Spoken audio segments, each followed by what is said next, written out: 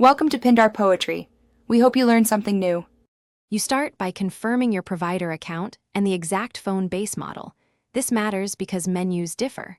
Once you have account details, log into the provider portal or pick up the handset to access the base unit settings.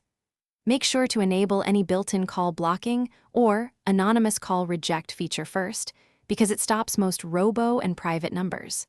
If the provider offers a free block list, add a few test numbers now to verify you're in the right menu. Next, you expand filters beyond basic blocks so nuisance calls don't slip through.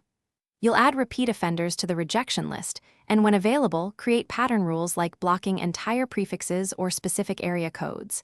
This reduces future maintenance. Once done, configure how blocked calls are handled. Send them to voicemail, play a message, or reject immediately, because the handling affects whether robocallers retry. Make sure to save settings and reboot the base unit, or wait to finish, test the system by calling from a different number or asking someone to call the blocked numbers. You should see the intended behavior. If calls still get through, power cycle the base unit and confirm the provider settings show the updated block list, because sync problems are common.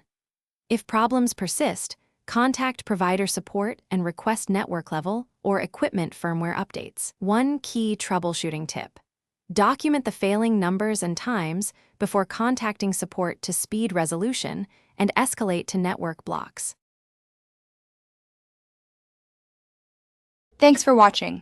Consider subscribing if we helped you.